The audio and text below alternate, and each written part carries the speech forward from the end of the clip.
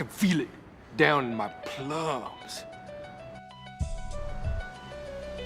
When I hear a sound, a rap at the door, my young son Gabriel walks in. Welcome back to Let the Boys Watch, an entertainment podcast brought to you by Going Gray Productions. I'm one of your hosts. My name is Robbie, and today we go back to our roots. Today we're going to discuss House of the Dragon, the season premiere episode, A Son for a Son.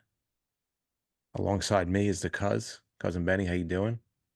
Doing well, bud. How are you? Good, thank you. Alongside the cousin, good friend and co-host Ryan. How we doing? Doing good. I'll repeat the question. How you doing, Robbie? Good. Thank you. You're welcome. Like Robbie said, this is Let the Boys Watch. Typically, or the last, whatever year or however long we've been doing it, we watch movies that one of or all of us haven't seen. But like Robbie said, again, going back to our roots, because this podcast started with season 1 of House of the Dragon. I think it remains to be seen if we'll do every episode. I don't know what we're gonna do here. I guess maybe we'll see what the reaction is like. But I mean, I'm excited to do this. So hopefully, I don't know, you guys are watching, you guys are into it. Please, get involved in the conversation. Send us an email, ltbwpodcast@gmail.com. Follow us on Instagram. That's in the show notes. Send us DMs if you're too lazy to open your email client. And I don't know, suggest stuff. Try not to spoil us because I don't think some people know certain things. But yeah, I don't know. Anything you want to talk about with House of the Dragon, or suggest movies for us to watch, because we'll, I'm sure, be doing that as well. Benny, tell them about the other place they can get involved. Yeah, we would love for you to follow us on YouTube. It's at Let the Boys Watch. If you follow us there, please do that. It helps us a ton. You could see all of our beautiful faces, and who doesn't want to see that? So do that. Follow us on YouTube, Let the Boys Watch. It would make our day. It literally would, because I check the analytics in the follower account every day. Make Ryan happy, please. Please, I need it. I need this. I don't have much else. So yeah, I mean, really quick, were you guys excited for season 2 to start? I was definitely excited. I mean, it snuck up on us. I know we had mentioned, I think on one of the last few episodes we did, they kind of announced that it wasn't going to be until 2024. So it was kind of, I put it out of my mind. I mean, and I'm so good at that with all this, A Song of Ice and Fire stuff, after waiting for the 6th book of the main series for so long, that anytime I hear a date that has anything to do with this book, I file it and then I just stop thinking about it. So it snuck up. I loved all the marketing that they did for this. I mean, originally it was those kind of CGI banners that they were putting up on really big landmarks. But as I was walking around the city, I saw more and more things start to pop up. This just random bagel spot had a banner. I was walking, walked to Grand Central the other day, and there was a huge dragon skull in Grand Central. What? And then once I got to the Mets game this weekend, they had banners. They had a Game of Thrones night. They had banners outside declaring for Rhaenyra. So I liked all the marketing around this. I liked that I wasn't necessarily waiting on pins and needles for this, but once the hype train started rolling, I couldn't wait for yesterday, or Sunday, I should say. Choo-choo. Robbie, what about you? I didn't really care. I wasn't excited for it. I thought this first season was okay. Kind of a slog for me, a little boring. So I really didn't care too much for it. I was kind of more invested in the boys, more invested in the Bear to come back. Those shows I was really excited about. I thought those were great seasons to build off of. I don't know if Game of Thrones left a sour taste in my mouth, or I was just over it, or it was a little too boring for me. Not a lot of characters like Game of Thrones jumping from, scene to scene, different people. I don't know. I wasn't excited. I'm not going to lie and say that it wasn't a chore to watch this first episode. So I'm not going to lie to you. I don't want you to lie to me, babe. Ever. All Uh, right, well, I think a lot of people felt the same way as you did, Robbie, because I saw something that it was like 50% less people watched the season premiere of season 2 than watched season 1. So I whether that's accurate or not, because it was Father's Day, it's streaming now. Who knows when people watch stuff? But yeah, I mean, people might still be angry about Game of Thrones. I What don't did know. you think, Brian? Were you pumped? I was it like in between you guys. Like I was pumped, but I was also like a little bit hesitant just because, again, with Thrones, like I feel like eh, if I put everything I am into this, I'm gonna get hurt again, and I don't want that to happen. But I mean, I'm fully back. I'm back. I'm like, was listening to podcasts, looking at Reddit theories, all this stuff. Yeah, Like, I've been I'm desperate trying. to read this, but I like don't want to spoil myself. So even though I do sort of know some things already, I don't know. I'm sure we'll get into some of the comparisons between the book and the show, but yeah, I don't know. I've dipped my toe into review land and theory land because I do want to keep things a surprise, even though I have the book as well.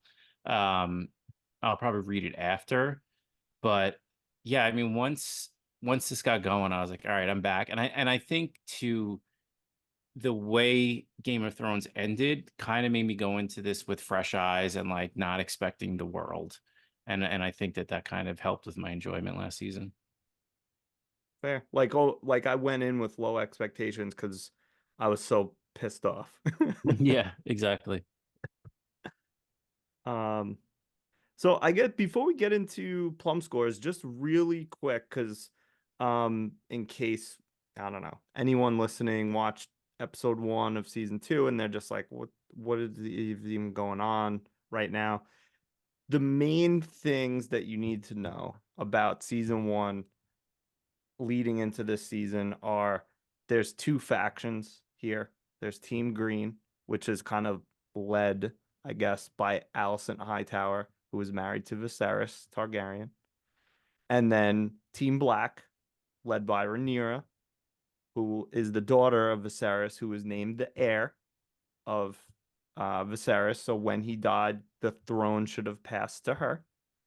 However, Alicent, because she's so smart, um, well, maybe that's a little insulting because Viserys is talking crazy. Who's she to know that he's not talking about Aegon the Conqueror and her Yeah. son Aegon? But she misinterprets something that he says that was probably intended for Rhaenyra about the Song of Ice and Fire prophecy.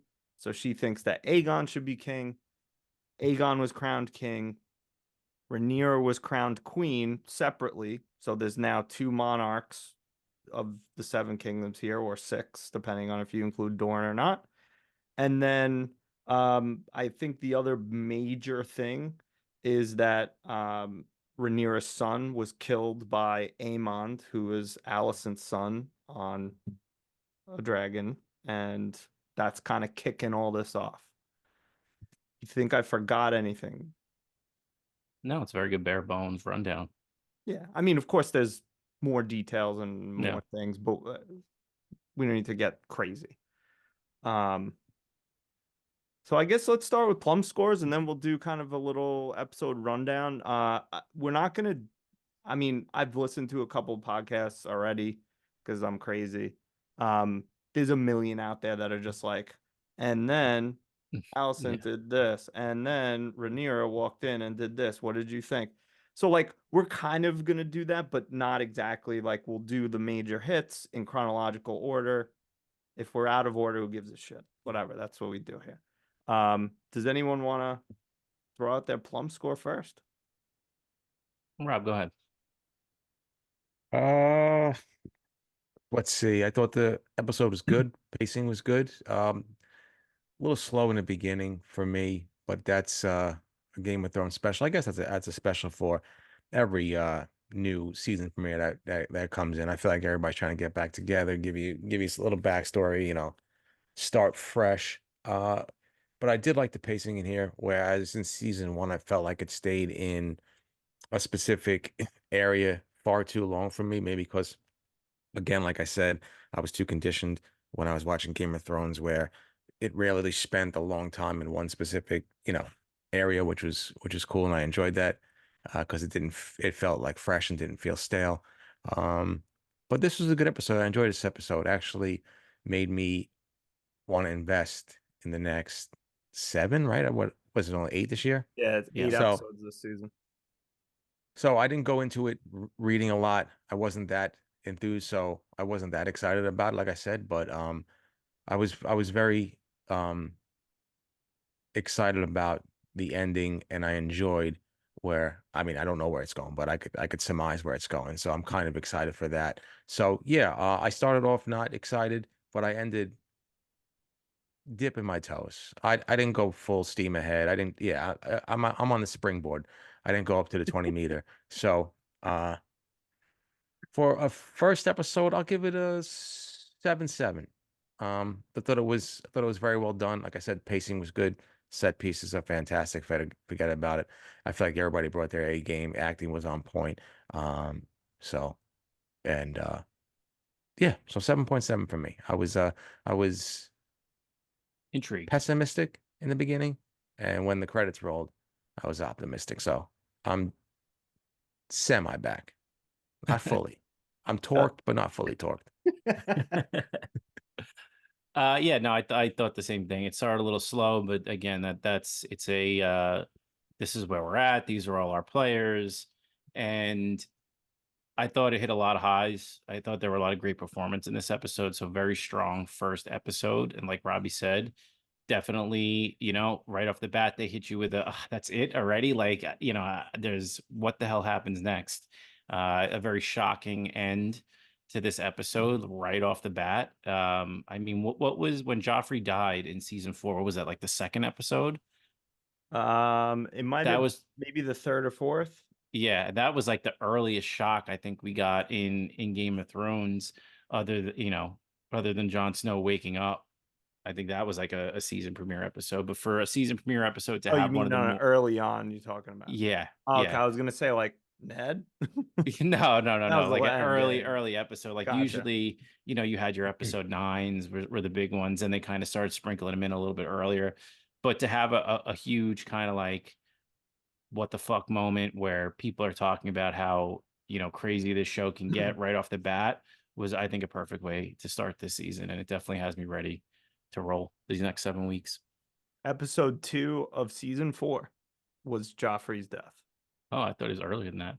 But I'll go 8. Again, solid score. I think is a solid episode. So yeah, starting off strong with an 8. Yeah, I mean, obviously agree with both of you guys. We got to set the table here. Although I did love the opening at Winterfell or at the Wall. Like Robbie said, the set pieces, the locations, that first shot of just the trees, me and my wife are both just like, ooh, all right, nice. And yeah, I mean, some great performances in this episode that we'll talk about, I'm sure. Rhaenyra, maybe especially. And then the ending was quite shocking. I mean, I kind of knew this was coming, but I didn't realize it was going to be episode 1. I thought maybe a little bit into the season. So yeah, I really liked it. And I feel like if this was a later season episode, I might score it a little higher, but I feel like I need to like temper my scoring a little bit, because if I go really high now and then some other crazy stuff happens, Yeah. then where am I? But I can't think that way. I got to live in the now. I'm going to go 8.4. Love it. Yeah. Love it. Yeah. No, so it was great first episode. I'm happy, Robbie. I'm happy that you're dipping. You're showing up, but you're not showing off. You're half torqued.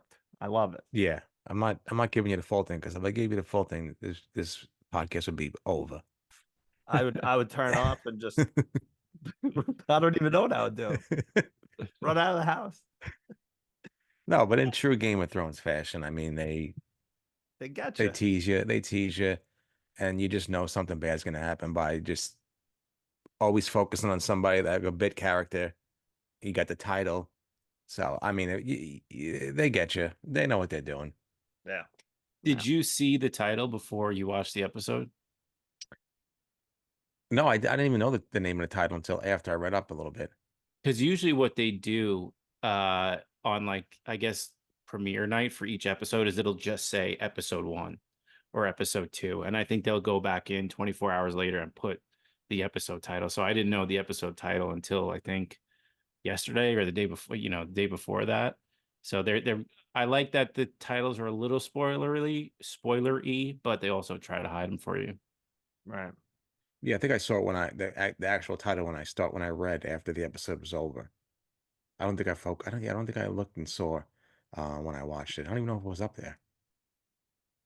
Yeah, I don't remember. I don't think I knew that it was called Son First Son. I probably would have then been like, oh shit, already. Hmm. Yeah, and I'm like, oh, they Yeah. focused on this little bastard for. Yeah. I know that was such a tell too, and I did not have my antennas up at all. Should have stayed in the It's- library. That's why I don't want to do that. I don't want to fall into the trap of I just fast forward the beginning now, because even in Game of Thrones, the old show, they would do that where all of a sudden this character that you didn't know for like 4 episodes, all of a sudden he's in like the intro, like the intro Oh of yeah, like like the not preview, but like the previously on, previously on. All of a Yeah, sudden it's like, they always whoa, and it's why highlight. like is a this scene guy? from season 1, and it's like Yeah, season 6. You're like, oh shit, what the hell? it's like, oh, Jacques and Agar's back. Well, I wonder why. So I don't want to do that because my antennas go up immediately. So I'm Yeah, trying to just fast forward that or just go through, not even look at that. yeah. Speaking of the early part of the episode, did you guys like the new intro? It was cool. I watched a little thing about it, and basically it's the new kind of version of the family tree. Right. And someone was saying because Allison had changed kind of the aesthetic of the Red Keep, where Viserys was such a Targaryen history nerd. Like that's why you had like that Valerian look to the opening last season, and this season it's more like the embroidery and all that kind of stuff, which is more of like Allison's style. So I thought that was pretty cool. Yeah. I wonder if they'll change it for like every episode or future seasons or what's gonna happen. But I definitely like it better than the Blood River or whatever the fuck that was. Yeah. All right. Anything else before we kind of get into the episode itself? Let's do it. All right. So like I said before, it opens up at Winterfell with Cregan Stark talking about, how the Starks 1 in 10 men are going to the wall. And if we remember from last season, Jacaerys was up on his diplomat tour trying to get, men for the army. And they're talking. My favorite part about this was that Cregan had ice on his back. That was cool. Yeah. So basically, I mean, Cregan's just like, yeah, you can have 2,000 old dudes. And what's he gonna say? No. Yeah. You need a but shield, hey? That's that first line of defense. yeah, send him in the beginning. They've lived a good life. And then I think, besides this little piece, the important part is that a raven shows up and they find out that Luke was killed. Any thoughts on the Winterfell scene? It was nice to be back. I got to be honest. It brought back, it gave me PTSD. Just It knowing wa- that thing was coming down. Yeah. it was very cool to see Winterfell. I didn't think we were getting that. It brought back so many memories of Ned Stark and the kids like early in the first season when you're first getting to know everybody. it was great to get a little kind of Stark lore with that whole lottery system on who goes to the night watch. Like they feel so, you get that whole duty and honor kind of vibe from them. Just cool to see the wall again. Cool to see, kind of that mirrored scene of John and Benjen at the wall when they're overlooking in the first season. Um, just happy to be back and happy to get a little Stark lore. Yeah, agree. I love the little like things that they were saying about the wall. Like you think we built a 700-foot wall of ice to keep out savages and animals? Yeah, and weather. Yeah, and weather. That's what it was.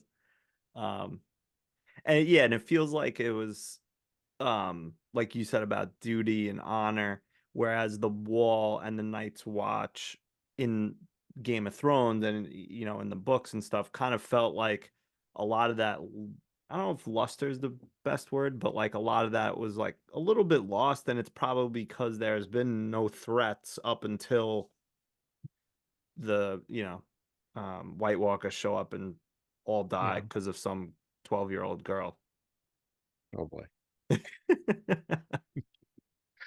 not mad or anything. No, I'm not mad at all. All right. So then I would say pretty much next like major stuff that's going on is Rhaenyra. She's obviously they didn't in season 1 they didn't say anything about whether she found out right there. There was that look she gave kind of at the very end. But she's obviously looking for some evidence. Rhaenys kind of explains a little bit like what she's been up to, because she also found out that her son died by Raven, or no, daughter died by Raven. So looking for like something. So she's hanging out, where do you go to find remains? The beach, obviously. Obviously. So she's at the beach, Muscle Beach, doing some Oh tanning. my God, please.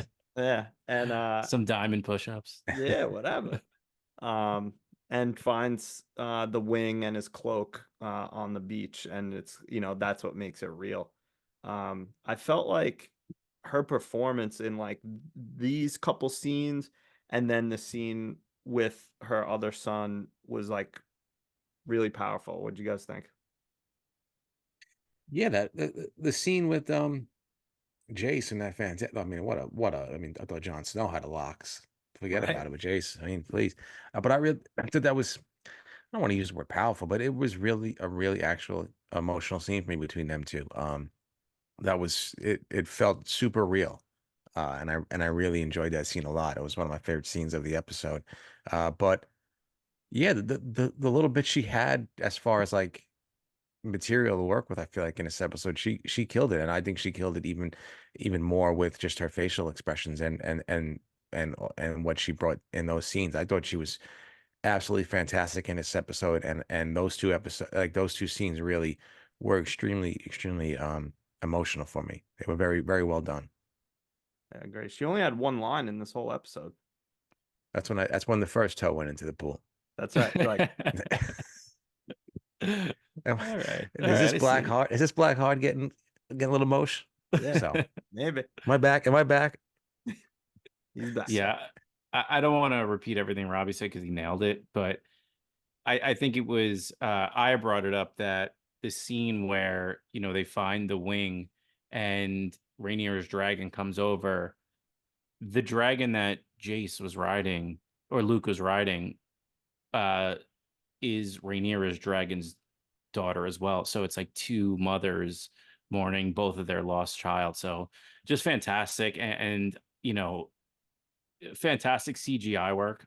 I think the dragons look amazing for forever in the show. Even in the beginning, I thought that they kind of nailed it. I don't want to know what the budget is for these episodes. It's got to be crazy, but I think they always do such a good job with the dragons. Yeah. There's always though, I agree, but there's always a few scenes and There's always something. It's mainly with the people on the interacting, dragon or yeah. interacting with the dragon that I'm like, like when she slid off. Yeah, the she dragon, I went was like That completely was- horizontal at one point or something, but Yeah, I mean, whatever. It's a fucking dragon. Like what are you gonna do? But no, agree. Yeah, no, I don't have anything to add. You guys nailed it. I think um she was great in this episode. And I mean, her one line was later on. I have it on my list, but talk about it now. I want Aemond. So like just everything about this episode was from her was emotional. Whether it was anger, sadness, despair, whatever. She was good this episode. I like her a lot. Um, as an actress, good for her. Well, Yeah, good she's for them. I fantastic. apologize. She's fantastic. I mean, like the fact that, like you said, one line out of a main character, and we're still sitting here talking about her for 5 minutes is just, incredible, incredible work. Yeah. No, they're great in this episode. Um, next thing I wanted to point out was Renice clocking out from her tour of the blockade. And this was a great scene between her and Daemon. Daemon's like, no, no, no. It's time for overtime. Right now. Overtime. Yeah. Work it overtime. I'll give you time and a half, but not double time. Get back on your dragon. And she was just like, who the fuck are you? You're not Yeah. the king. Yep. Yeah, she was one of my favorite characters last season. I'm excited to kind of see where her character goes, although I feel like she's on an express track to dying at some point. Yeah, I just see that coming soon. I don't know why. Um, I love, like you said, the interaction between them, the chemistry. I love Damon. He definitely like itching to fight, to do something. But what do you think about his plan to kill Vhagar? That's kind of, if you think about it, like that is the move. Gotta be, right? Robbie, what do you think? I think so. I think that's a pretty solid move, right? That's like, go chopping off, Michael Jordan, trying to get him first, and then Yeah. taking the rest of the Right. Bulls out. Yeah. So, I mean, for all 1990 NBA fans in the audience, no, I think it's a solid move. I like Benny said, I agree with Ben. I just think he's by any means necessary just wants to get some action, and he's going to do whatever it takes. Yeah. And that's like, yeah, like going for the Jordan of the 90s Bulls, or just, yeah, like the most powerful thing that they have is basically Vhagar and Aemond. They only have, I think, one or two other dragons beside that. Oh no, two. And They have they're young. They're Aegon younger. has one and Helena has one. And yeah, and they're young. And every time I think of Vhagar, I see Vhagar, I just think of that scene of him killing Arax and Lucerys. And it was like if I was stepping on a bug. That's how Yeah. much bigger that motherfucker was. Yeah. He was still hungry after he ate it. Probably. That was like having like one mozzarella stick before your full meal. No, to go back to what you were talking about, Benny, like I sort of know things, but I also sort of don't know things. So I feel like everyone's got a death sentence above their head. Like everybody. And Yeah. I don't know who's gonna die, but everyone's on the table. No one is safe. I have a feeling, like I said, like you said, kind of most people have a death sentence hanging over them. I don't know who ends up coming out on top, and I don't know who ends up surviving, but I know it's going to be a very small number. How many seasons are they doing? Well, You I wanna don't say? know the total number, but I do know that they're filming next season at the end of this year. So we're going to get season 3 rather quickly instead of having to wait 2 years for it. But that's as far as I know. Well, it's still probably, I mean, with all the CGI, it probably takes a long ass time. Yeah, but they didn't even start filming this one until like the Right. end of 23. Right.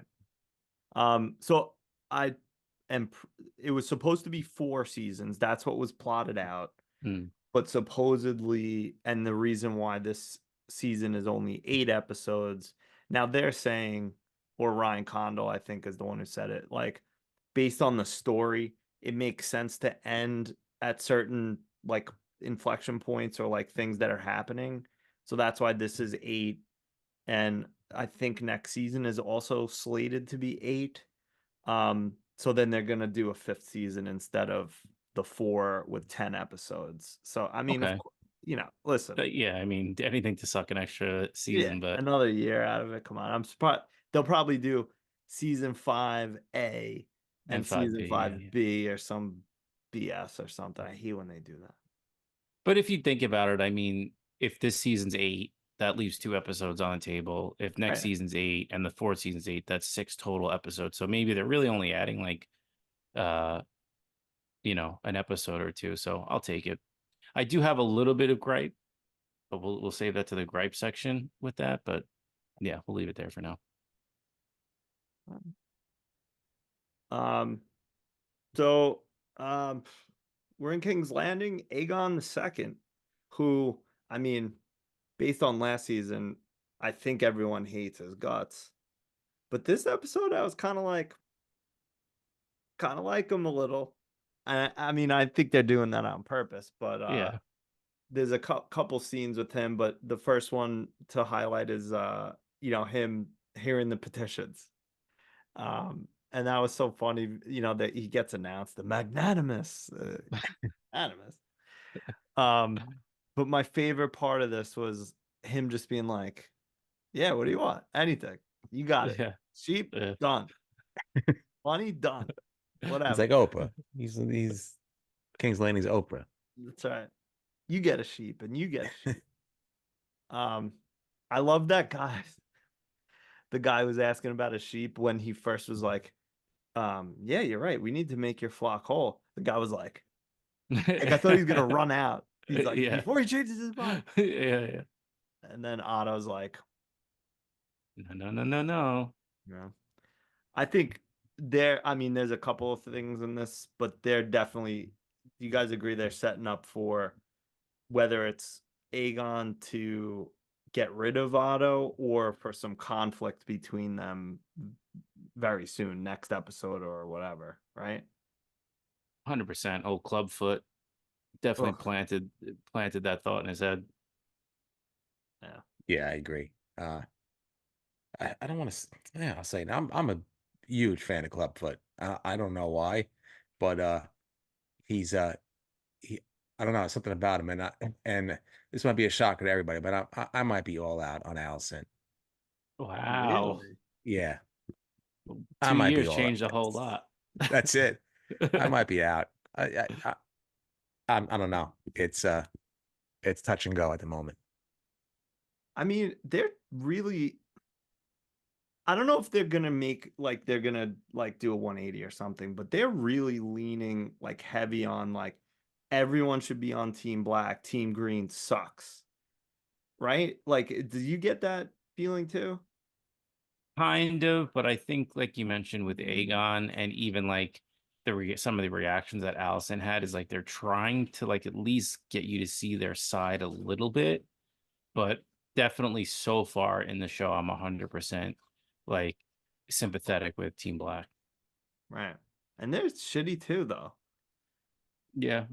I don't know. But everyone, I have that like Ned Stark in me, like, no, she's the heir. So that's who it's got to be. Like that you can't usurp that. Once you're a usurper, like you don't lose that label and you're just illegitimate. And I didn't even plan this. So, Sure. And you guys, I just noticed that now too. And I'm like, oh man, I really didn't even plan this green tonight. Are you sure you're out on Allison, Robbie? I'm out. All right. What are you out on? Out on Allison, but in on Aegon? I'm in on Aegon, and I'm mucho in on Aemont. So, oh yeah, that jawline, please forget about it. You can see that from Dragonstone. I mean, forget about it. I don't know. I'm not going to go heavy into it. For some reason, I just didn't like her in this episode. I don't know what it was about him. Maybe it was her conniving ways or the way she's been acting lately, maybe a little highfalutin. I don't know. I'm just not too sure. But to She get back, oh, sorry, go ahead. no, go ahead, finish. No, because someone's gonna go to a different point. So go ahead. She feels a lot more like nihilistic at this point. Like she doesn't really care now that like Aegon's kind of like pushing her to the side and Otto doesn't listen to what she says. Like she's almost just like whatever. Like I'm just gonna do what I want to do, and whatever happens, happens. I disagree. I think she's still, like she says to Otto, let him fuck around, and very soon we'll be able to take everything, all the power back and rule and everything like that. What makes me dislike her more and more is being a hypocrite. Like she's one of those like, I love the Seven, I'm big into religion and whatever, but then she's having, Kristen Cole, the ageless Kristen Cole, all up in a box at the only end man of banging. the only man to get through that age gap or the time gap. He Right? stayed through it and he looks the same. Good for him. It's the same. He's the Need Uncle to know his Jesse of skincare. Westeros, Yeah, Yeah, I need the skincare routine. right? I don't wrinkle on him at that 30 years. What was your other point, Rob? No, it was going back to planting the seed with Aegon trying to oust Otto, which I do like. I is it Laris? Is that his name? Laris, yeah. Laris. I see where he's coming from. I understand what he's trying to do. I mean, nobody did better than the god. Rest in peace, the little finger. Spoiler alert. Uh, but yeah, I understand what he's trying to do, and I kind of like it. But I did find it funny every time that Aegon was just giving it into demands. Otto was walking up the steps and just like trying to talk to him. And even though that one time I forgot where he kind of said something really like nice and kind of beneficial, he walks up and then he's like, all right, I'm gonna walk back down these steps. I did enjoy that part. Yeah. Something like the wars are won by the small folk or something along those lines. And he was just like, I can't disagree with that. Yeah, that I enjoyed that. That was funny. That was a good scene. Yeah, that was good. So I know you're super in on Laris, but like we were super in on Laris all last season, and then he like nothing happened with him by the end of the season. I guess they're more setting it up for this season, but I mean there were so many theories flying around about him and like what he was going to be, and then by the end of the season you're like, oh, he just likes feet, like that's that's what this is all about. The man loves his feet. Yeah. I don't know, but he did kill some, he did oust some people this episode. Yeah, So started strong. yeah, he's making his presence known. So I don't know. Hopefully, I mean, he's very conniving, which I enjoy in this show. So we'll see what happens. Yeah. I loved his line when she's like, well, what happened to him? They're no longer breathing our air. Yeah, fantastic line. Oh my god. Yeah. Oh man. Maybe at Yeah, the I think end, I might be in on Laris. yeah, come aboard the Laris train. I'm in. That's First it. class ticket for me. I'm in. You got it, first class, whatever you want. Come up front. We got food, we got bread, Yeah, we do we got got a cheese, we got food everything. car, a bar Got a car? food card. Unlimited alcohol. It's not a cash bar. It's unlimited. So We got booths for stand-up 69s. Anything you need. that's it. We got a feet section. We got everything. Who knows? At the end of the season, he might like elbows. So who knows what's gonna happen with that guy? Who knows? Robbie, last question about the train. Are there high lifes on the train? That's all there is. High lives and mutton. High lives and mutton. So come on board. Ice cold. And you don't need. And guess what? You don't need a bottle opener. Yeah, twist up. Real quick about Laris, and then we'll move on a little bit. Do you guys think that he talks to Allison, which we just referenced, about replacing the staff, and then he also talks to Aegon, which I think one of you guys brought up just before. Do you think that I have two thoughts about one for each of these? One, do you think that he might catch some heat from replacing the staff, and they're gonna think, because they're not gonna know who killed what the hell is his name, the kid, Jacaerys. No, Jaharis. That's his name. Jairus. Jaharis. I don't know because Allison is either suspicious of the new staff or just wanted to be alone. I'm not really sure what the deal with that was.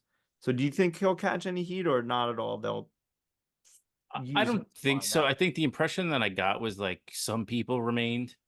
Okay. It was just like the people that were kind of sympathetic to Rhaenyra and the blacks. Okay. So I think enough of them are probably still around. All right. Yeah. And do you guys think he's positioning himself to try and be the next hand? 100%. This is Varys 1.0. Yeah. Yeah. I don't, but as much as I think he does want it and wants power, I also feel like he wants to continue to operate in the shadows and like not have the spotlight on him as the hand. But I guess as the hand, you have that much power that you can still do that kind of shit. I don't know. I'm not sure. I'm still in though. Yeah, Honestly. I could see Yeah. I could see what you're saying. I don't know. Well, speaking of the hand, the other thing I wanted to bring up about Aegon II was the small council meeting. And it was so I loved him going to look for Jaharis, and he goes in the room and he's like, "Where is it?" And Helena, the weirdo, is like, "Library." Don't take him out of the library. Let the boy enjoy his books. He's at his lessons. I'm not scared of the dragons, but the rats. She is so creepy, but it's so awesome. Like when the whole character comes together, it's just such an interesting character. Yeah, Yeah. she's 100% creepy. She creeps me out, but she's Are very you? good at what she does. I want to know, Robbie, are you in or out on Helena? I'm in on Love it. Helena. Love So it. in. Love it. I want her to just do weird shit for the next 7 episodes. Oh, the best. I can't wait. Yeah. So he brings Jaharis to the small council meeting, and I mean, hilarity ensues, of course. Making Tylan Lannister look like a little bee. You want a pony ride from the Minister of Coin? Unbelievable. I would have smacked him right across the face, but you can't, obviously. But just get out of my face, man. Yeah. But that was a good scene. I love how obsessed he was with having the stone in the thing. It's like, dude, we all know you're here, buddy. Like, just let him play with the ball. Yeah. You're good. Yeah. You're not gonna lose minutes on your clock. It's not like an actual like punch card. Yeah. Yeah, exactly. Everybody knows you're not going anywhere. Don't worry about it. Just let the kid play. If it shuts him up, let him play with it. Yeah. But we're And getting such like kind of Joffrey vibes from Aegon, but not in the sense where he's a sick, twisted bastard, but like the fact that like he's not really taking this seriously. You can't talk to him. There's nobody that he really respects. Like once you put the crown on his head, even though he didn't want it in the beginning, he's definitely settling into all the perks of being king. right. But I think like we kind of talked about quickly before, Allison and Otto, I think, or at least Allison now thinks it's gonna like lose its luster. It's not gonna be fun. He's gonna want to do the fun shit, like Yeah. drinking high lifes with the boys on the throne. Whereas the small Doing council that. meetings, he's like, I don't want to do that crap. Like that's not fun. I want to go back to the fighting pit where all my bastards are filing their teeth down and fighting. So everybody got up in arms about the Starbucks cup being on set in Game of Thrones season 8. But what would you do if that was a product placement of Aegon just drinking High Lives with the boys and it was Miller High Lives? I mean, I probably would have fucking just passed out. I mean, I would have probably self-combusted. It would have been fantastic. It would have been the best show of my life. I would have gave this a 10 out of 10. Imagine. We got a petition to try and get a High Life in there for season 3. Yeah. Let's do it. Miller, I know you're listening. Sponsor the show. 1, 2, get on House of the Dragon, please. Something, please get somebody to sponsor something. Yeah. All right. So next thing to bring up, or that I wanted to bring up, is Massaria, the white worm. And she gets captured. Obviously, she escaped the insane house fire that I think, if I'm remembering correctly, Otto, I don't know if he didn't set it, but he ordered it, I'm sure. What the hell? Is this it for her, or is she gonna be in stuff? What do you guys think? I don't know, man. It's such like she just kind of like drops in, and like she like just she's kind of like this thing where if they need a reason to do something or like just to explain something away, she pops in and then like that's it. She's just gone for a little bit. So she's just kind of like this pawn in this series. I don't know what her end game is or if she's actually going to be more important than this, if this is the last we see of her. All those things I feel like are on the table for her. Like she could be really important or we could just never see her again. Right. Yeah, agree. At least they dropped the accent, because that accent was rough last season. They gave her the Shay accent this year. Yeah.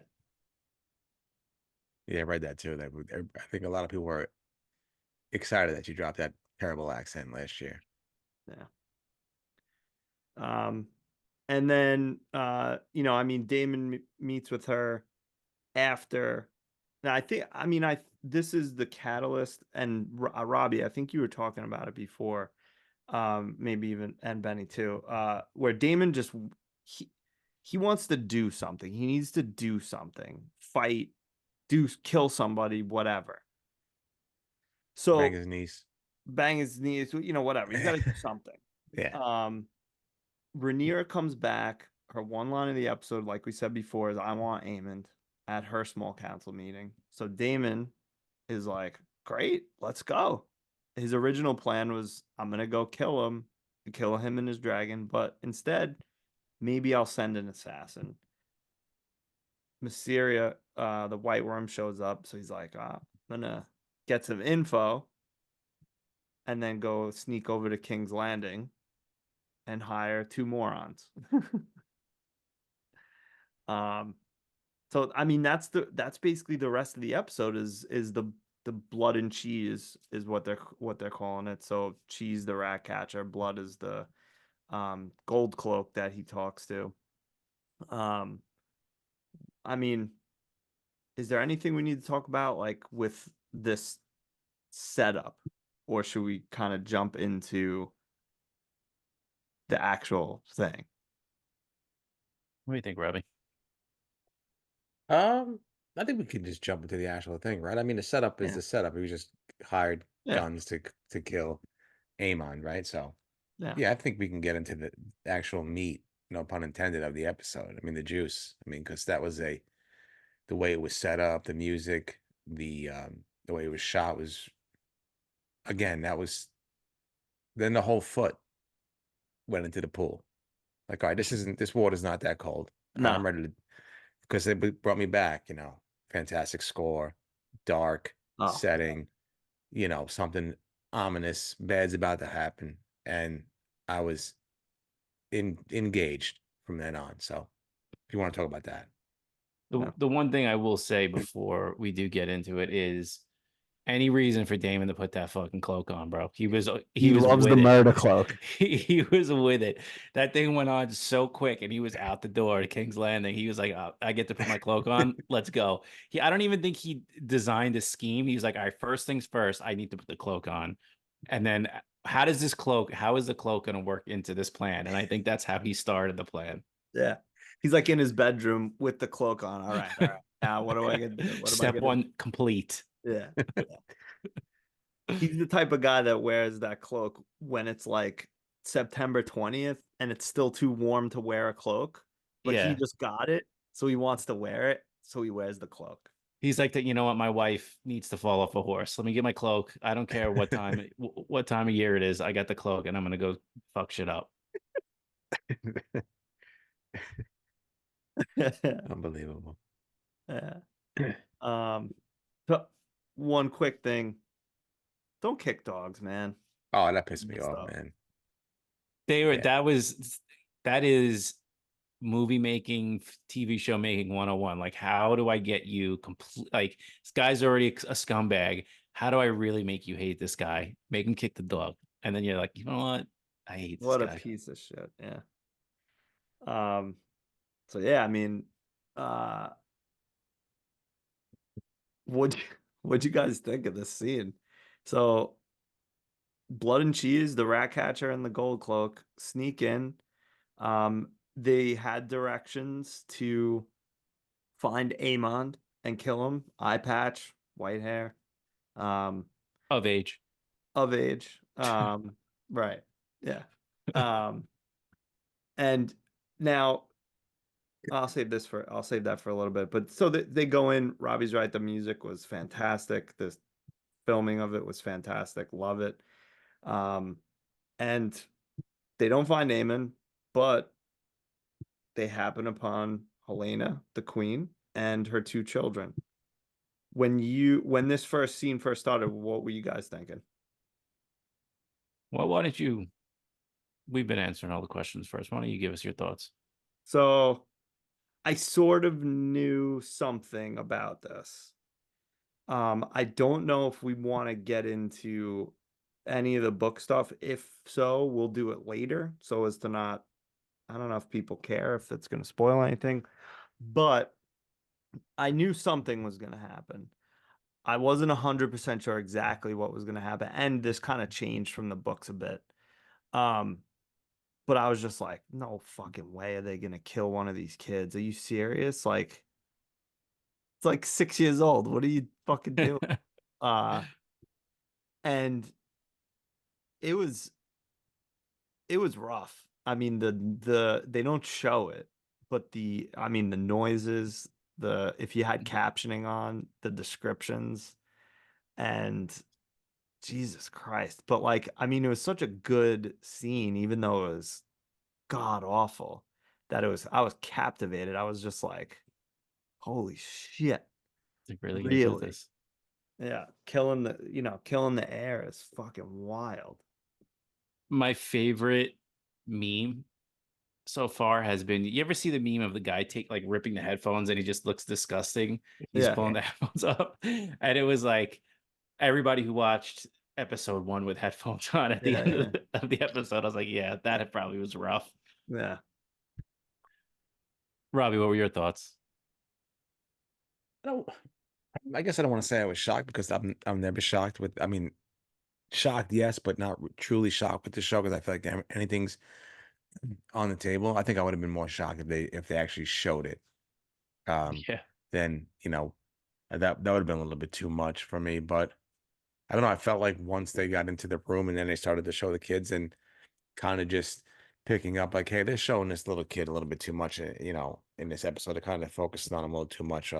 So I kind of felt something bad was going to happen, but I didn't think this is going to happen. So yeah, I was a little shocked. I don't know where I rank it on the Game of Thrones universe type shock meter because there's been some shocks. But this was definitely up there. I'll tell you that right now.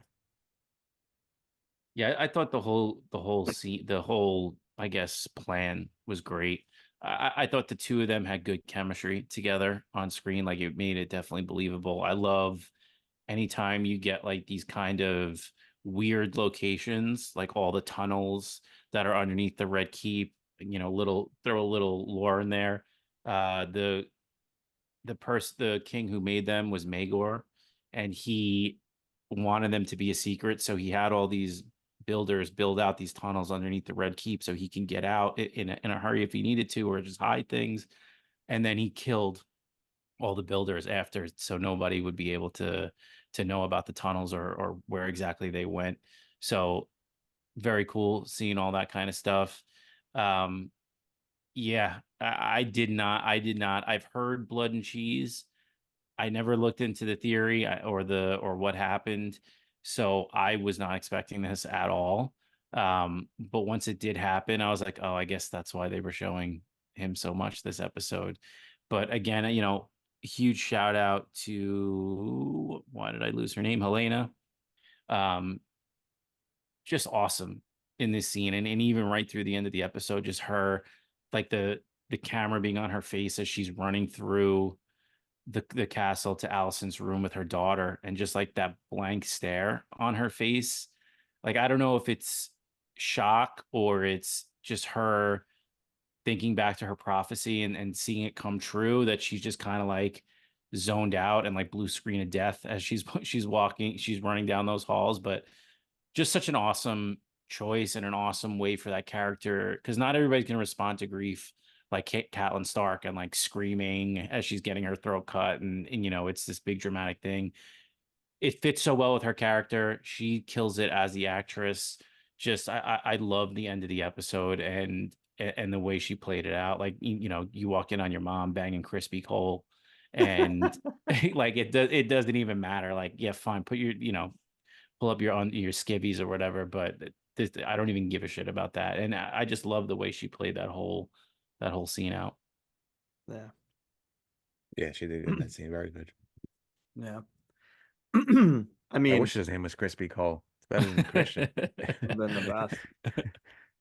What a fucking piece of shit. Like, him and her, and I agree with you, Robbie. I'm out. I was always out on Cole. But like, they're all pissed off that like things didn't work out 17 years ago and they're banging. Like, what a bunch of hypocrites. Yeah. Yeah. I mean, there comes a point where you need to get over it, Christian Cole. Right. I know you haven't aged in 20 years, but I mean, I think it's a long time to hold a grudge, but Jesus. Right. Stupid. He stinks. Yeah, he does. What such promise. Do you think, I mean, someone there's got to be responsibility somewhere. There was not a guard in any one of those hallways that she's running around. This happened. Yeah, Is you would Crispy think. Cole supposed to be guarding them, or Oh, I don't know. I didn't even think of that. because I was just gonna say you would think there'd be a Kingsguard around the Queen at all times. And the air. They are down to I mean, maybe it would have been a gold cloak or something, but they only have like 3 Kingsguards right now, I think. I was gonna say, is Crispy Lord Commander? Yes. So yeah, if he's not by the king, you would think he's got to be by the Queen. I think Or he's like her sworn sword, so like he pretty much follows her. Oh, Allison. Yeah. Oh, okay. And like Eric, at least before Aegon became king, was kind of like followed him around. I don't know if they still are or what, but like even Aegon was drinking with his boys on the throne. I didn't see any King's Guards or anything. Those guys just walked through like it was the Holiday Inn. Yeah. No, we have a room. Yeah, just getting a soda. No, we already checked in. We checked in already. For the rats. Yeah. Oh, okay. Yeah. All right. Yeah, sure. Go ahead, please. I mean, that girl saw him. So I don't know if they'll be able to like point him out, but she also may not have seen him because I think her eyebrows probably blocked her vision. What do you think led them to that decision to just so quickly call that audible? Because they did make a point of Cheese being like, well, what do we do if we can't find him? And they go to Daemon and he doesn't say anything. He's got that look in his eye like a young macho man, young Hulk Hogan with those jealous eyes. Oh, please. But I don't think Daemon would have necessarily specifically said kill a kid, but he probably said something like, well, if you can't find him, it's a son for a son. So right, that's what I think. And like they probably at that point, because he comes in and the knife is already at Helena's neck, so at that point people have seen them. They pretty much have to either do something or just get the fuck out of there. So I guess they were just like, and they said a son for a son. I guess they were just like, fuck it, they'll just kill the heir. I mean, if you think about like the the hierarchy of the royal family, that's a pretty good kill. If we're being honest, better than like basically like if you can't get Aemon, I guess next would be Aegon because he's the king, and then it's got to be Jaehaerys. It's got to be number 3 in this list. But and then this is I'm saying this as somebody that has not gone forward with spoilers and has not read the books or anything like that, but the vibe I'm getting from this is going to be revenge on top of revenge, and the last person just did something a little bit more fucked up than they probably should have to get it even, and it's just going to keep escalating that way to like there's just never a adequate response, or a little bit less response that you should need. I don't know, man. Even killing Aemond would have been like, all right, yeah, that's fucked up because he's such a huge player in that family, but also like he is the one that killed him, that killed Jace or Luke, and yeah, eye for an eye, because it all started with the eye, him losing the eye, and then trying to get the eye back. That would have been, as messed up as it would have been, that would have been the even. He straight up just kills him, and now here we are with a dead 5-year-old. Yeah, no, I think you're right, and like I said before, like I know some stuff, but I don't know everything, and I think it's gonna be like, yeah, just like you killed a 5-year-old. Well, now we're gonna kill an infant. Well, now we're gonna kill, like, you're just gonna keep going back and into even more fucked up. Does this go to basically no, not the beginning of Game of Thrones? No, there's a lot. I think this is, don't quote me on it, but it's like hundreds of years before. It's very close to the conquering of Westeros, like maybe 50, like 4 or 5 kings after the original Targaryen king, I think. So it's way closer to the conquest than what we saw in Game of Thrones. 172 years prior to the birth of Daenerys. And do you have how long after Aegon the Conqueror? Aegon.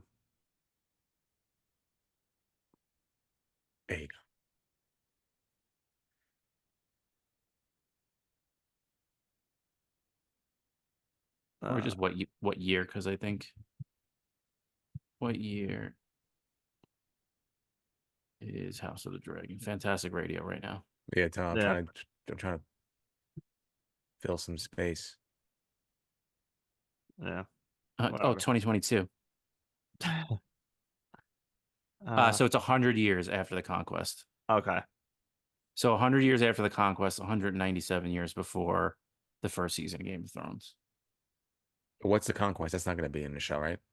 No, so that was the original Targaryens that came to Westeros. Yeah. Right. And united the 7 kingdoms by fire. Like the mega powers. Yeah. They're the original mega powers. That's all I had to say. I would have got it. I would have picked up on it. Mega powers, of course. That's it. Simple. Oh, I got it. United everybody. I got it. I had something. So we talked about Daemon. I had something else I wanted to bring up about this. Now I can't think of it. Do you sense there's a little tension between Daemon and Rhaenyra? That's exactly what I was going to bring up. And when she hears about this, she's going to be fucking pissed at Daemon. Yeah. I think. I don't necessarily think they're hostile to each other yet, but I think Daemon is just like, we had to do something, and we had to do it yesterday. I mean, he could also be like, I told those 2 morons to kill Aemond, and they said, what if we can't find Aemond? And I told them, get the hell out of there. Don't touch the kids. But they touched the kids anyway. So they didn't listen to me. I specifically said, don't touch children. I 100% definitely said that. Right. Yeah. Listen, I'm a totally different man when I put that cloak on. So I don't, don't trust what I say when the cloak is on. That's right. That's cloak Daemon. This is real Daemon. It's like Jim Carrey when he puts the mask on. He's two different people. Smoking. Um. So yeah, I mean, I guess then we'll see. Um. What happens with all this stuff? Before we move on, now Benny and Robbie, do you want to know the difference between the killing of Jaharis in the show and what happened in the books, or do we not care and we just want to move on? I don't mind it because I know that it happens, so I'm okay with it. If we want to I'm do it good. quickly, I like to hear it because I'm not well versed Okay. the book stuff. Because there was a lot of complaining. There was a lot of belly aching on the internet. Of course. Oh, really? It's the first time ever heard. Yeah. Nobody hates a show or a movie more than its fans. But the people Yeah. that love it, supposedly. People that Um, would shit their pants. They got into a writer's room and tried to write a show. of course.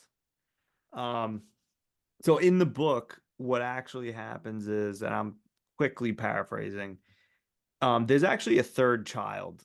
I don't know if they're ever going to introduce them in this show or not. I have no idea. I think we talked about it a little bit last year. Yeah, maybe. We did. We definitely did. It's another son. So Billy. when Blood and Cheese show up, they tell her to pick which son she wants them to kill. And she actually picks the younger son. I forget what his name is. Billy. Yeah. Magor, something like that. She picks the younger son and they kill Jaharis anyway.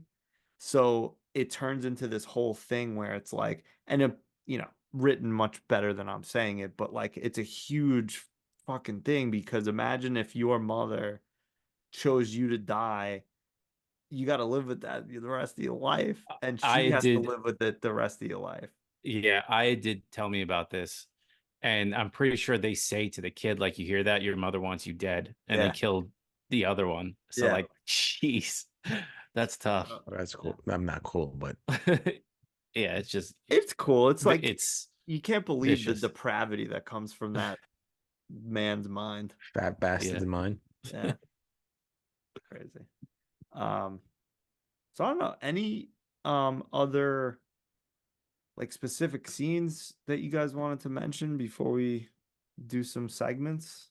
Well, just touching on the books quickly, I don't know if this was confirmed before, but it's the first time I heard it.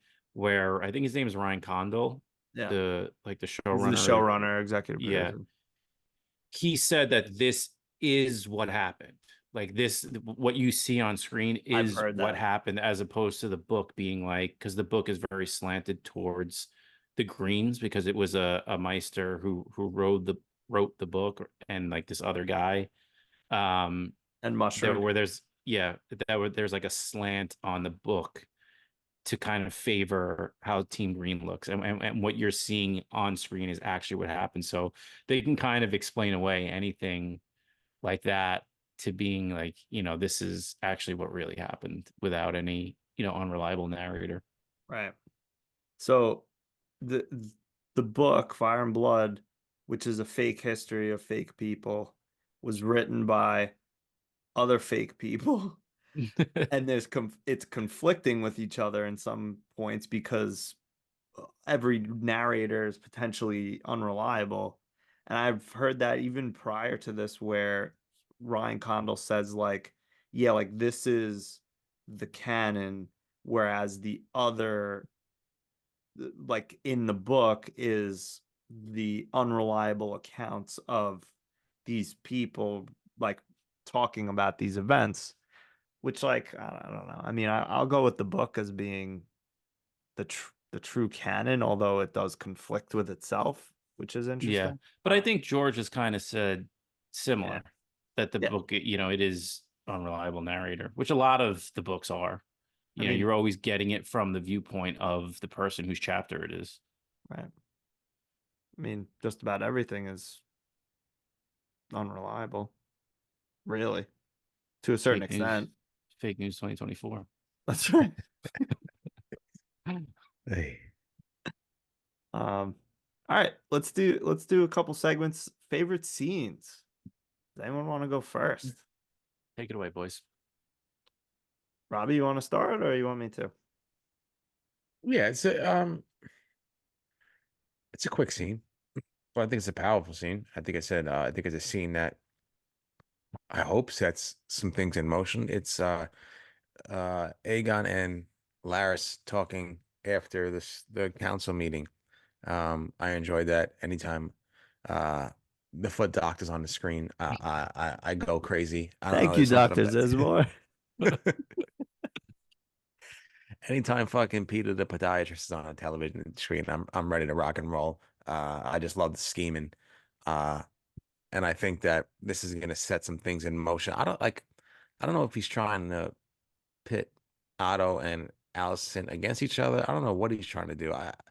I know it's definitely gonna backfire after he sets some things in motion and a lot of carnage happens. But I think this is gonna set something because I think he sees that Aegon can be easily manipulated because maybe he's someone that just doesn't care or somebody's aloof and doesn't really take it seriously. So I think that he's getting his paws right into him and I'm intrigued. I hope something comes out of it because I kind of hate when things like are put on screen and you know things don't come to fruition. A la Jon Snow, please forget about. I'm still devastated about that shit. But as you can tell, but this was a little small scene, but I think it sets things up going forward, and I'm excited to see where it goes. Or it could be nothing, and I could be fucking disappointed again, like I've been since '83. So whatever. I full agree. In on Laris, that creepy fuck. And I want to see what happens. I want to see where this goes. Love it. Hopefully this is a Laris podcast by the end of the year. Yeah. Yeah, right. No, I was trying to think of a good like foot podcast title, but I couldn't. So I'll just say the pod Let the diet boys feed. podcast or something. Let the boys feed. Let Laris watch your feet. Let Laris watch your feed. Do we? All right, prediction. Do we get another foot scene with Laris? this season? 7,000% yes. Yes. Okay. Okay. Is it with Allison? Oh, I'm less in on that. I'm Okay. more in on him just being with some rando with some skeezy feet. I'm more in on it being Aegon. Nice. Yeah. Love it. I'm thank God that Laris wasn't around for the internet because he'd blow the bank on OnlyFans. Tell you right OnlyFans. now. Oh, Otto never gave you foot massages, Aegon? This is what a hand should do. Yeah. Why do you think they That's call why it he the wants to be hand? there. Instead of the hand pin, it's just the foot. Oh my God, forget about it. I mean, I don't want to pick Pick. No, I don't want to pick the blood and cheese scene just because I don't know. I'm gonna go and pick the scene with Rhaenyra and Jace. I thought that was really like like we said before, really powerful, really emotional. He couldn't, even get through his like report of, and Krieg had said 2,000 men, and then I went to, it was a very well acted scene by both. I remember thinking to myself, like, man, Game of Thrones or House of Dragon, these shows always get good like kid and young actors for the most part. I mean, there's some whatever, especially when they're really young, but like um whoever the actor is that plays Jace, I mean, he's probably in his 20s or something, but just a good actor, man. Good for them. Yeah. They all are. I mean, Aegon is fantastic. Aemond is fantastic. They're Right? just, they all knock it out of the park. Yeah. And all the young versions of themselves were all fantastic last year. So good for them. Dude, I forgot how good the two, like Allison and Rhaenyra's young actresses were. They were good. And man. and just how awesome the older casting is of the two of them. They look so explainable as the older versions of themselves. They killed it with that. And like not even like you would think, oh, they maybe they just prioritize how they looked, but no, they looked perfect, and they were all four of them were insanely great actors. Right. Yeah, you think they'd have to give up a little Yeah. bit on looks to get good acting or vice versa, but they didn't. Yeah, like these kids are only gonna be in the first 4 episodes, so like if they're not that great, whatever. Yeah. Wow. What do you got? A lot of Ani mentions, but you're leaving it on the table. We did talk about it a lot though.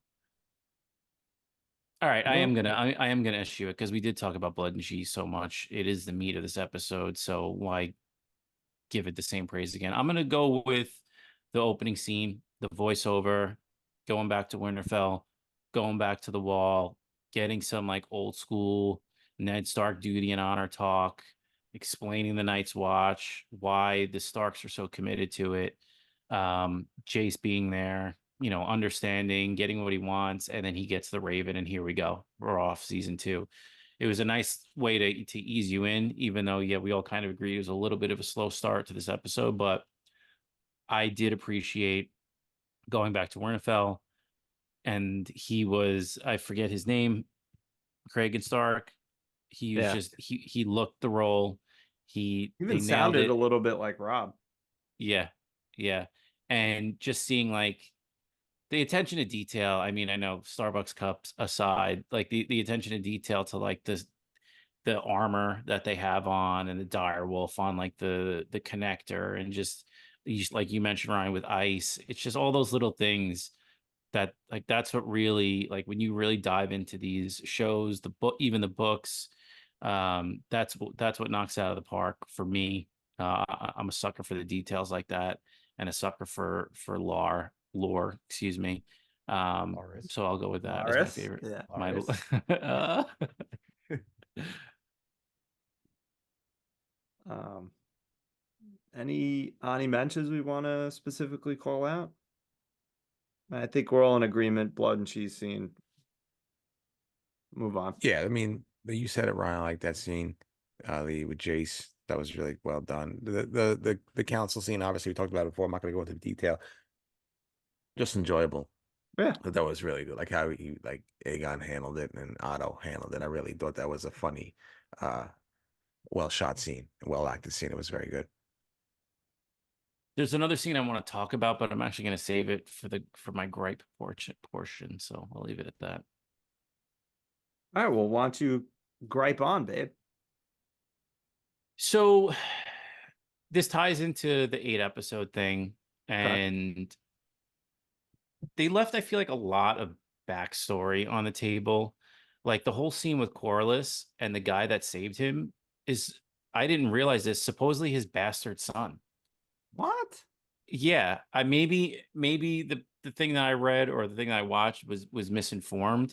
Like that whole thing is just kind of glazed over, and they threw that scene in there. It got to mean something. I mean, we were all aboard the Corliss train last year. Like we all love him as a character. It was such a short thing, but just I don't think the guy knows he's a bastard of Corliss, but you don't even get anything from Corliss other than thanks for saving my life.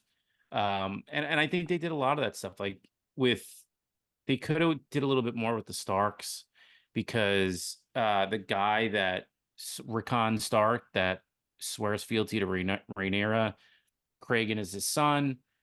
He's died at this point, and that a lot of stuff happened during like the time jump that they could have at least talked about, just to build this out a little bit. So that's my gripe right now. I mean, I'm sure by the time the season ends, um, we'll be so involved in the story that I'm not gonna think about this much. But from everything that I read and saw about the episode, there's a lot of like backstory that gives a lot more context and a lot more depth to some of these characters that I kind of would have liked to have.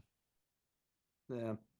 I think the problem is, like, we might want all that. Like, give us more. Yeah. But my assumption, and I'm assuming here, but most people probably would be like, I don't need 15 minutes on like what happened to Rickon Stark and Cregan Stark, like from whatever, just to build out 10 episodes. I think some people would say the opposite of what you're saying, whereas I would agree with you and say like, yeah, give me as much as you like can give me, give it to me. Yeah. I don't know. See, I can go the other way because I haven't read the books. I lied and said I did, obviously, the first Game of Thrones books, but where I wouldn't pick that up, or like I didn't honestly, I didn't even think of that stuff when I was watching it. So I could see the opposite side of what you, but I can also see what you guys want because there's something that I'm invested in, something that I love. Give me all the meat and cheese, no pun intended. Just give me everything. I want to absorb everything. So I understand where you're coming from. Whereas something like this, I'm just like, I really had no idea. I'm just glad to see Winterfell again. Yeah. Yeah, No, like yeah, and honestly, I think you're right, Ryan. Like if it comes down to it, like that's what, 60 to 65% of the people want. Like not everybody just wants their little Sunday show that they can right. enjoy and not necessarily be bogged down with a ton of detail. Right. Cause then like, all right, let's say if they had 10 episodes and this episode was a lot more of the table setting and more information about the Starks and Winterfell, and maybe they go into the Vale or something or whatever, like with Jace's tour. Great. But then it would have been like kind of a boring episode for most people. Yeah. It would have been like, And let's people- see some action. We need to see some children die or something. Like, Yeah. so I don't know. I definitely see both sides. I think it's if they would do that, maybe do it as like deleted scenes or something like that, or like some kind of like, I don't know, special feature type shit. Robbie, did you have any gripes with this episode? No, actually, like I said, I actually, I think my gripes more of last season, uh, where again I felt like Game of Thrones was just so many great things about the show that I loved. Right, obviously the last season, unforgivable, but where I was so, you know, enthralled with it, where I was so ready for the new season to start, where I absorbed everything, read up on everything. Whereas last season, I guess they just obviously, of course, they just focused so much on the Targaryens and basically King's Landing and stayed there. Um, this I felt the, well, like I said in the beginning, I felt it was a slog. It was slow pacing.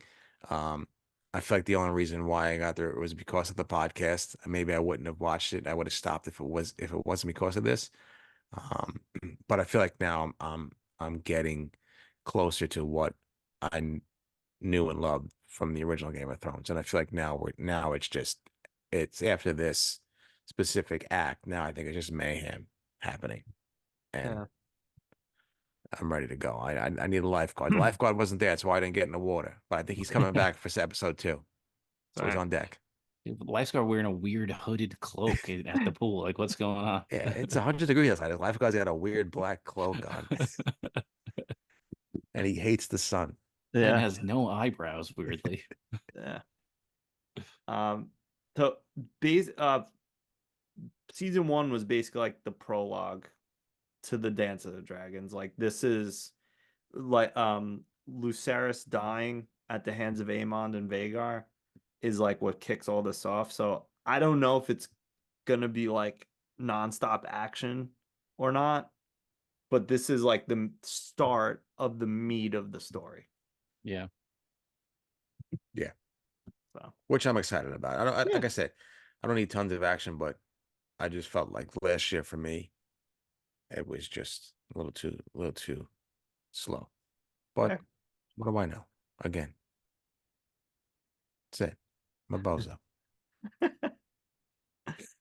Trying to think. I don't think I had any like specific gripes to bring up. Rob, you both brought up good gripes.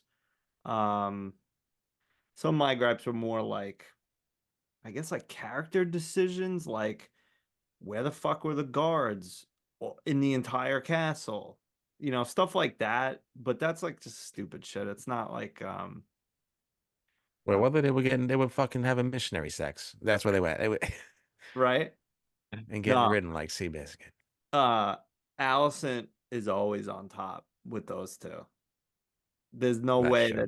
that he's on top or that she's going down on him like he went down. It is a complete power imbalance Yeah, no in shot. Allison's favor.